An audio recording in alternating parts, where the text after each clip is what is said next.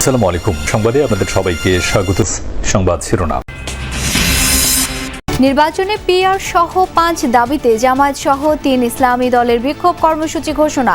Vote এক বাক্সে টানার কথা বললেন চরমোনাই পীর। সংসদ নির্বাচনে পিআর চাওয়াকে উদ্দেশ্য প্রণোদিত বলছে বিএনপি। খসরু বললেন, জনগণের ম্যান্ডেট ছাড়া কর্মসূচি বাধাগ্রস্ত করবে গণতন্ত্র। ফরিদপুরের ভাঙ্গায় আসন পুনর্বিন্যাস আন্দোলনকারীদের তাণ্ডব। উপজেলা পরিষদ নির্বাচন অফিস ও থানায় ভাঙচুর, কয়েকজন আহত। তরুণরা চাইলে কোনো সমস্যা অমীমাংসিত থাকবে না। ইউথ ভলান্টিয়ার অ্যাওয়ার্ড অনুষ্ঠানে প্রধান উপদেষ্টা হতাশ না হয়ে চ্যালেঞ্জ মোকাবেলার পরামর্শ। শেখ হাসিনার ফ্যাসিবাদী হয়ে ওঠার নেপথ্যে পার্শ্ববর্তী দেশ। ট্রাইব্যুনালে মাহমুদুর রহমান, নাহিদ ইসলাম সহ রাষ্ট্রপক্ষে সাক্ষ্য দেবেন আরও 2 জন।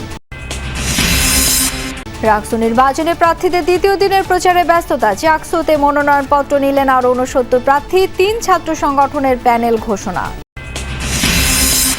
বরগুনায় আত্মীয় স্বজনকে নিয়ে পুলিশ ব্যারাকে আসামের খানাপিনার ভিডিও ভাইরাল। স্থানীয়দের ক্ষোভ। আসসালামু আলাইকুম। এতক্ষণ দেখছিলেন সংবাদ শিরোনাম, এখন দেখবেন বিস্তারিত। জুলাই সনদ বাস্তবায়নের দাবিতে 3টি ইসলামী দল রাজপথে নেমেছে। আলাদা মঞ্চে দাঁড়িয়ে একই কর্মসূচি ঘোষণা তাদের কণ্ঠে। সবার একই সুর, উদ্দেশ্য এক, আগামী নির্বাচনে পিআর পদ্ধতি বাস্তবায়ন আর সুষ্ঠু নির্বাচনের পরিবেশ নিশ্চিত করা। পৃথক সংবাদ সম্মেলন থেকে একই দাবিতে 3 দিনের কর্মসূচিও ঘোষণা করেছে দল 3টি। জাতীয় নির্বাচনের দিন যত এগিয়ে আসছে, রাজনীতির মাঠে আসছে নানা সমীকরণ, নানা দলের নানা দাবি। সব দলকে আবার এক ছাতার নিচে আনার চেষ্টা করে যাচ্ছে জাতীয় ঐকমত্য কমিশন। জুলাই সনদের বাস্তবায়ন ছাড়া আসন্ন জাতীয় নির্বাচন সফল হবে না। এবার এমন অভিন্ন অবস্থান নিয়েছে 3 ইসলামী দল, জামাত, ইসলামী আন্দোলন ও খেলাফত মজলিস। সংবাদ সম্মেলন করে জামাতের নায়েবে আমির আব্দুল্লাহ মোহাম্মদ তাহের অভিযোগ করেন, অন্তর্বর্তী সরকার একটি দলের চাপে জনগণের প্রত্যাশাকে উপেক্ষা করছে। যারা পিআরের পক্ষে আছে সকলের সাথে আমরা আলাপ আলোচনা করছি এবং সকলেই যাতে এটা আদায়ের জন্য আমরা তো এখনো নেগোসিয়েশনে আছি, সরকারের কাছে মৌখিকভাবে বলছি, ছোটখাটো দাবি জানাচ্ছি। যদি সরকার এই বিষয়ে কোনো সিদ্ধান্ত গ্রহণ না করে, আলাপ আলোচনার জন্য আমাদের আহ্বান না করে, তাহলে ধীরে ধীরে আমরা জনগণের পক্ষ হইয়া ময়দানে এটার প্রতিনিধিত্ব করব, কত মানুষ এটা চায়। একই দাবিতে পুরানা পল্টনে সংবাদ সম্মেলন করে ইসলামী আন্দোলন। আমির সৈয়দ মোহাম্মদ রেজাউল করিম বলেন, সংস্কার ও ন্যায় বিচারের প্রক্রিয়া নিশ্চিত না হলে সুষ্ঠু নির্বাচন সম্ভব নয়। এদেশে লেভেল প্লেইং ফিল্ড তৈরি না হয়, সেখানে আমরা নির্বাচনে যাব কিভাবে? আগে পরে দিনের ভোট রাত্রে বাক্সে ঢুকিয়ে রাখা হতো। এখনও তো সেই পরিবেশটা আমাদের থেকে দূর হয় নাই। আমরা তো সেটা দেখছি যে এখন আধিপত্য এবং ফ্যাসিস্টদের এবং চাঁদাবাজদের যে দৌরাত্ম্য, কালো টাকার যে দৌরাত্ম্য, সেখানে গুন্ডা বাহিনীর মাধ্যমে, তাদের পেশিশক্তির মাধ্যমে এখানে সাধারণ মানুষ ভোট দিতে পারবে না। এটাই হলো বাস্তবতা। জুলাই সনদের আইনি ভিত্তি নির্বাচনের আগেই দিতে হবে, এমনটাই দাবি ইসলামী আন্দোলন বাংলাদেশের আমির মুফতি সৈয়দ মোহাম্মদ রেজাউল করিমের। বলেন, পিআর পদ্ধতি যারা বোঝে না তারা জুলাই অভ্যুত্থানের চেতনাকে বোঝে না। পিলখানা এবং শাপলা চত্বর হত্যাকাণ্ডকেও জুলাই সনদে অন্তর্ভুক্ত করার দাবি তার।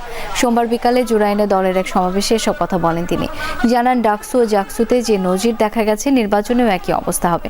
সমাবেশে জামায়াতের সেক্রেটারি জেনারেল মিয়া গোলাম পরোয়ার বলেন, একটা দল ছাড়া 70 ভাগের বেশি মানুষ পিআরের পক্ষে আছে। জুলাই সনদের আইনি ভিত্তি, সেখানে আপনি বিভিন্ন জায়গায় মৌলিক সংস্কারের নোট অফ ডিফেন্স দিয়ে রেখেছেন। সরকার গঠন করার পরে 2 বছরের ভিতরে পাশ করবেন। অন্ধকে হাইকোর্ট দেখিয়ে লাভ নাই। এখন হাইকোর্ট কিন্তু আমরা সবাই চিনি। পিআর বলে আপনারা বুঝেনি না, খায় না, মাথায় দেয়। আর আপনারা জুলাই এই যে গণ অভ্যুত্থান হয়েছে, এই চেতনাও আসলে আপনারা বুঝতে পারেন নাই। জনগণের ম্যান্ডেট না নিয়ে রাজপথে কোনো কর্মসূচি দিলে গণতন্ত্র বাধাগ্রস্ত হবে। কারো কোনো দাবি থাকলে সংসদে নির্বাচিত হয়ে তা পূরণের আহ্বান জানিয়েছেন বিএনপির স্থায়ী কমিটির সদস্য আমির খসরু মাহমুদ চৌধুরী। সিনিয়র যুগ্ম মহাসচিব রিজভী আহমেদ বলেছেন, একটি গোষ্ঠীর পিআর পদ্ধতিতে নির্বাচনের দাবি উদ্দেশ্য হাসিলের অংশ। বিএনপি নেতা জয়নুল আবেদিন ফারুক অভিযোগ করেছেন, আওয়ামী লীগের দোসররা ফেব্রুয়ারির নির্বাচন বানচালের ষড়যন্ত্র করছে। আলাদা অনুষ্ঠানে নেতারা এসব কথা বলেন। ফরিদপুরের ভাঙ্গায় সংসদীয় আসন পুনর্বিন্যাসের প্রতিবাদ আন্দোলন ঘিরে সহিংসতা হয়েছে। ভাঙ্গা ও হাইওয়ে থানা উপজেলা পরিষদ নির্বাচন অফিস সহ কয়েকটি স্থাপনায় ভাঙচুর করা হয়েছে। আগুন দেওয়া হয়েছে পুলিশের গাড়ি ও মোটরসাইকেলে। আইন শৃঙ্খলা বাহিনীর সাথে সংঘর্ষে কয়েকজন আহত হয়েছেন বলে দাবি আন্দোলনকারীদের।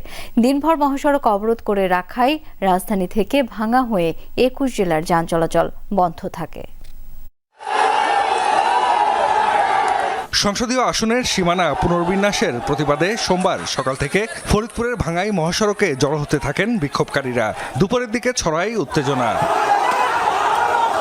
এক পর্যায়ে ভাঙ্গা থানা ও ট্রাফিক পুলিশের কার্যালয়ে চালানো হয় হামলা।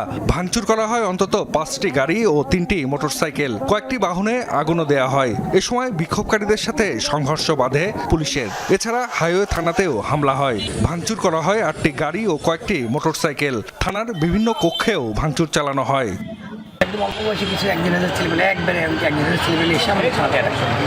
আমরা তখন ভিতরে ছিলাম, আমাদের কিছু ফোর্স বাইরেও ছিল। আমি এবং আমার অফিসার ফোর্স থেকে আমরা রান্নাঘরে আমরা বাথরুমের দিকে ছিলাম। আমাদের নিজেদের থাকার রুম, অফিস রুম, আমাদের অফিসের কম্পিউটার সব কিছু একদম তছনছ। বাগেরহাটের 4টি সংসদীয় আসন পুনর্বহালের দাবিতে সকাল সন্ধ্যা হরতাল পালন করেছে সর্বদলীয় সম্মিলিত কমিটি। সকালে ঢাকা খুলনা মহাসড়কের বিভিন্ন গুরুত্বপূর্ণ পয়েন্টে অবস্থান নেয় স্থানীয়দের পাশাপাশি বিভিন্ন রাজনৈতিক দলের নেতাকর্মীরা।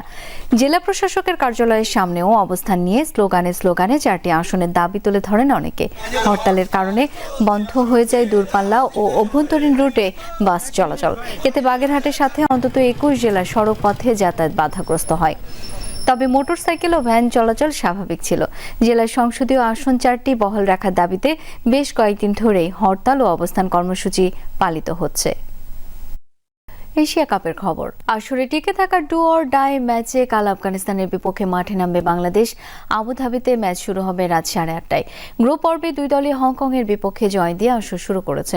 তবে নিজেদের দ্বিতীয় ম্যাচে শ্রীলঙ্কার কাছে 6 উইকেটে হেরেছে বাংলাদেশ। আর তাতেই সুপার 4-এর সমীকরণ কঠিন হয়ে পড়ে ফিল সিমন্স শিশুদের জন্য। গ্রুপে নিজেদের শেষ ম্যাচে আফগানিস্তানের বিপক্ষে জয় পেলে আসরে টিকে থাকার একটা সম্ভাবনা তৈরি হবে টাইগারদের জন্য।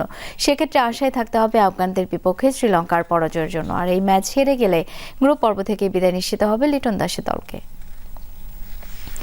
নিয়ম ভঙ্গের অভিযোগে এশিয়া কাপে পাকিস্তান ভারত ম্যাচের ম্যাচ রেফারি অ্যান্ডি পাইক্রফটের বিরুদ্ধে আইসিসির কাছে অভিযোগ দায়ের করেছে Bangladesh. Pakistan cricket board. PCB chairman Mohsin Naqvi সামাজিক যোগাযোগ মাধ্যমে এক পোস্টে বিষয়টি নিশ্চিত করেন। খেলা শেষে পাকিস্তানি ক্রিকেটারদের সাথে ভারতীয়রা হাত না মেলানোই এই অভিযোগ জানায় দেশটির ক্রিকেট বোর্ড, যেখানে আইসিসির কোড অব কন্ডাক্ট ও এমসিসির স্পিরিট অব ক্রিকেটের আইন ভঙ্গের কথা উল্লেখ করা হয়। প্রথমবারের মতো মন্ত্রিপরিষদে 3 জন মন্ত্রীকে নিয়োগ দিয়েছেন নেপালের অন্তর্বর্তীকালীন প্রধানমন্ত্রী সুশীলা কার্কি।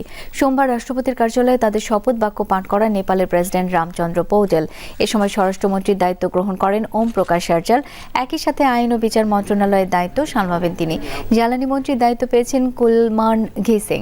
অর্থমন্ত্রী হিসেবে শপথ নিয়েছেন রমেশ্বর খানাল। দায়িত্ব গ্রহণের পর দেশটির অন্তর্বর্তীকালীন সরকারের সামনে আইন শৃঙ্খলা পুনরুদ্ধার এবং ক্ষতিগ্রস্ত স্থাপনা সংস্কার সহ বেশ কিছু প্রতিবন্ধকতা রয়েছে। বিক্ষোভ পরবর্তী নেপালে স্থিতিশীলতা ফেরাতে তাই মন্ত্রিসভায় নতুন সদস্য নিয়োগের এই সিদ্ধান্ত নেওয়া হয়।